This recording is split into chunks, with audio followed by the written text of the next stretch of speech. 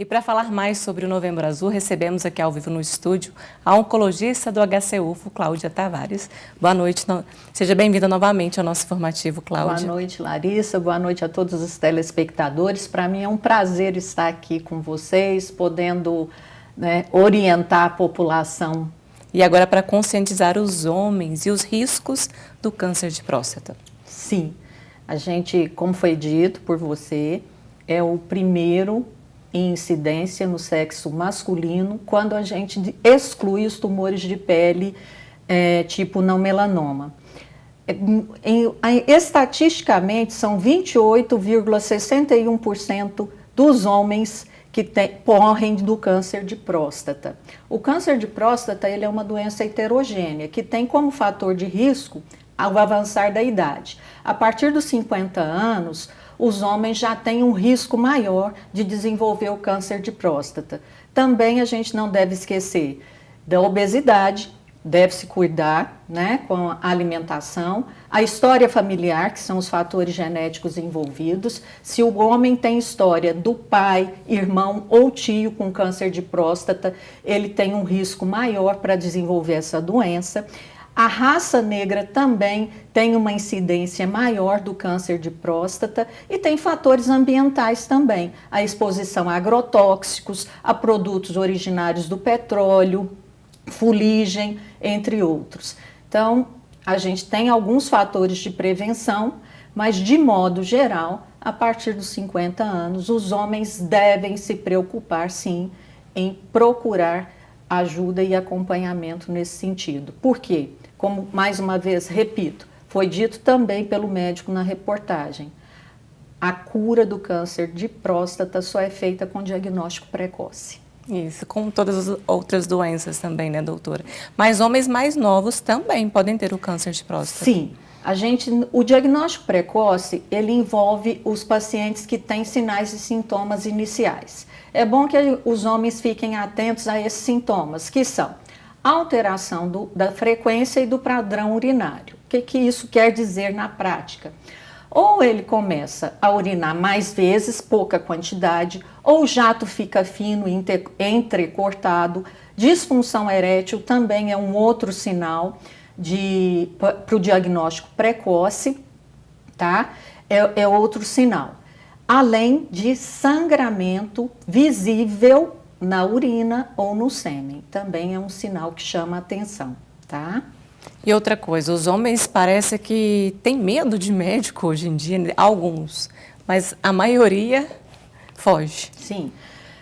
O Novembro Azul, na verdade, o objetivo dele é conscientizar o homem da necessidade da detecção precoce do câncer de próstata para a gente dar a opção de cura para esses homens. Mas é importante dizer que o homem deve criar o hábito, a partir dos 50 anos, de procurar no médico, no caso, o urologista, que é uma orientação da Organização Mundial da Saúde, para discutir, nesse momento, a realização do exame da proteína, que é o PSA, que é um antígeno prostático específico, que é uma proteína produzida normalmente nas células epiteliais da próstata e que aumentam também a produção nas células neoplásicas, além do toque retal. É importante dizer que o toque retal é um exame de fundamental importância para esse diagnóstico. O PSA, a dosagem do PSA no sangue, não exclui o toque retal se o seu médico, no caso o urologista, entender que pode ter alguma alteração de sinais suspeitos para câncer de próstata. Então, os homens devem quebrar esse paradigma, sim, mudar a cultura e entender que o toque retal não afeta a masculinidade, aliás, não tem nenhuma relação com masculinidade, ao contrário. E o toque retal é muito importante, por quê? Porque a próstata é uma glândula que fica abaixo da bexiga e na frente do ânus, do reto, ali do intestino baixo. Então é fácil para a gente examinar, perceber nódulos, áreas endurecidas e posteriormente partir para um exame específico para realização de biópsia, que no caso é o ultrassom transretal, tá? Existe também hoje a ressonância nuclear magnética multiparamétrica, que também é um exame de rastreamento para detecção de nódulos em câncer, na glândula prostática. Mas esse é um exame que não é oferecido de rotina no SUS e, mais uma vez, se o seu urologista perceber que tem alguma alteração no exame de ressonância, a indicação é o toque retal, que é um exame simples, fácil e vai realmente fazer a diferença na cura. E agora vamos falar de tratamento, como que é? O tratamento, basicamente, do câncer de próstata, ele está envolvido com a cirurgia, que é a prostatectomia radical. Quando a gente fala em prostatectomia radical, é a retirada também da vesícula, dos linfonodos, né? Esse é um tratamento de primeira escolha, ou a radioterapia para aqueles tumores de baixo risco. Também temos, para os casos mais avançados, a terapia hormonal antiestrogênica, né? Então, o objetivo da terapia hormonal é impedir que o hormônio masculino haja, porque as células neoplásicas elas crescem sob a influência do hormônio masculino. Então, esse é um outro tratamento indicado nos casos intermediários e de alto risco. Para aqueles casos mais avançados, metastáticos, nós temos também a quimioterapia. Hoje, quando há falha na terapia hormonal, também existe duas medicações que são utilizadas, a abiraterona e a enzalutamida. A radioterapia, ela é indicada para os tumores de baixo risco, risco intermediário e alto risco, se tiver algum sintoma ou sinal obstrutivo. Além da radioterapia, que é um tratamento com radiação ionizante, nós temos a braquiterapia. Essa especificamente é para tumor inicial de baixo risco, que a gente implanta sementes ionizadas que podem ficar permanentemente na próstata, né, para destruir a lesão neoplásica. Então, basicamente é cirurgia, radioterapia, terapia hormonal. Nos casos mais avançados, quimioterapia, tá? Para lesões ósseas, a gente tem bifosfonados também para tratar dores ósseas. E, se houver falha na terapia hormonal, abiraterona e enzalutamida. E os resultados, doutora? Tem cura? Na verdade, nos casos de baixo risco, quando a gente fala tem pacientes acima de 75 anos, existe uma conduta que chama vigilância ativa. Por quê? Porque a progressão dessa doença é muito lenta. Então, provavelmente, esse paciente ele vai a óbito de outros fatores que não seu câncer de próstata. Há um dado interessante. Há achado de biópsia em casos não diagnosticados de até 43% de presença de câncer de próstata em homens acima de 75 anos. Então, você vê, a doença neoplásica de próstata ou câncer de próstata, ela é heterogênea. Ela tem um comportamento extremamente lento em alguns casos e muito agressivo em outros. Quanto mais jovem, abaixo dos 45 anos, é possível acontecer. É mais raro, normalmente acontece naqueles pacientes que têm aquele fator de alto risco, que é o fator genético, aí são cânceres mais agressivos. Então, normalmente, nesse caso, a gente não fala muito mais em cura, e sim em aumento de sobrevida, em 5 anos, em torno de 70% a 80%. Os casos curáveis são realmente os de baixo risco, que chegam a 90% até 95% de chance de cura. Aí, se a gente for falar em detalhes, aí a gente vai falar em grau de diferenciação, que é o Gleason 6, a gente vai falar em PSA abaixo de 10. Então, depende dos fatores ali, depende, né? Dos fatores, mas é importante todos os homens terem em mente, câncer de próstata é uma doença curável, mas o diagnóstico tem que ser feito precocemente, ou seja, na fase de baixo risco. PSA abaixo de 10 e grau de diferenciação da célula neoplásica 6. E uma vez curado um câncer de próstata, ele pode voltar no mesmo paciente? Sim, ele pode voltar sim, porque se a gente estiver falando em tumores de grau intermediário ou de alto grau, você, como eu disse, é em torno de 70%, 80% de sobrevida livre em 5 anos. O que eu quero dizer com isso? Normalmente é o que eu explico para os pacientes. Em 10 pacientes, 7 a 8 realmente a gente vai curar e vai ficar livre da doença. 2 a 3 vão falhar ao longo desses 5 anos. Como a gente não sabe qual é o que vai falhar, a gente rastreia.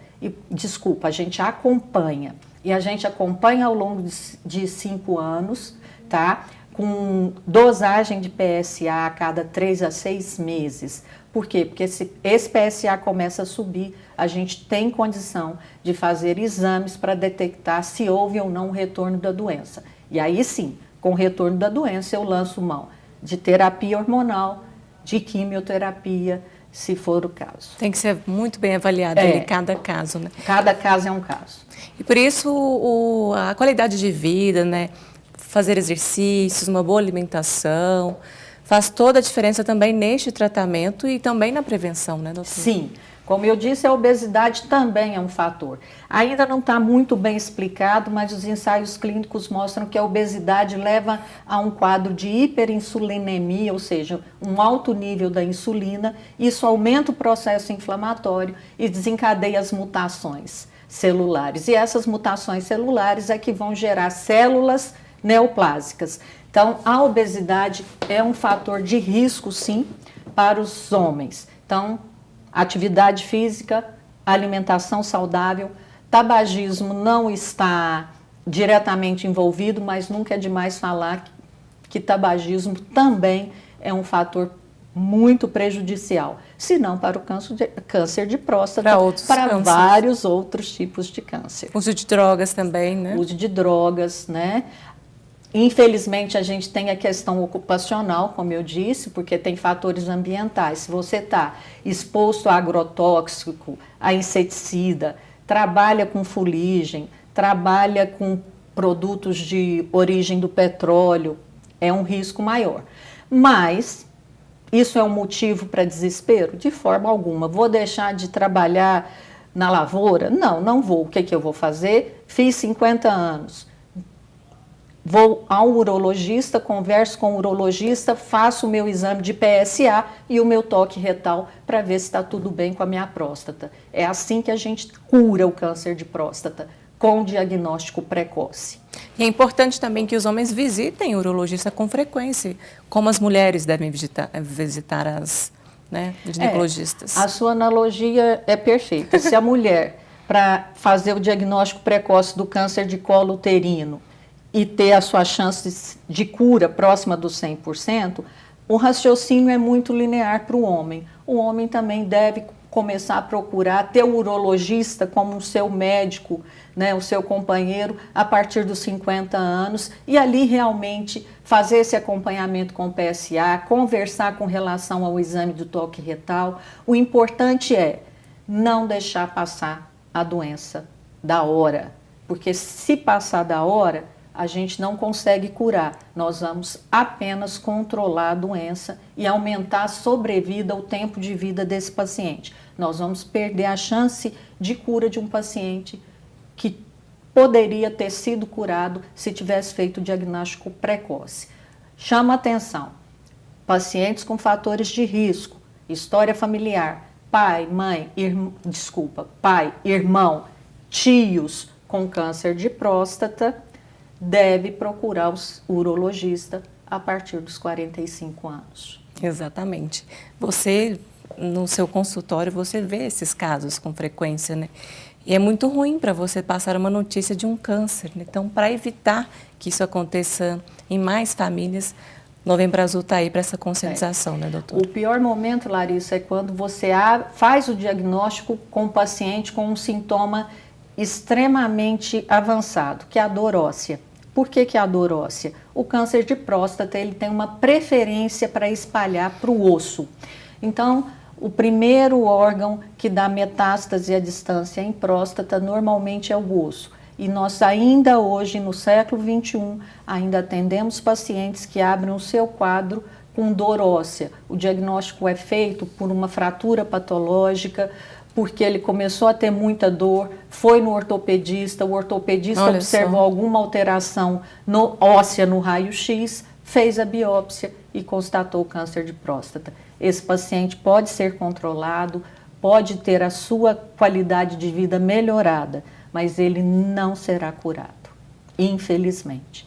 Então, é importante sim que todos os homens nessa campanha do Novembro Azul tenha em mente, é necessário criar o hábito de procurar consultar um urologista a partir dos 50 anos. Câncer de próstata tem cura, se diagnosticado precocemente. Exatamente. Muito obrigada pela participação, doutora, e por todos esses esclarecimentos aqui para a gente. Obrigada a você, Larissa, obrigada a todos os telespectadores por mais essa oportunidade de estar aqui esclarecendo. Para mim é sempre um prazer.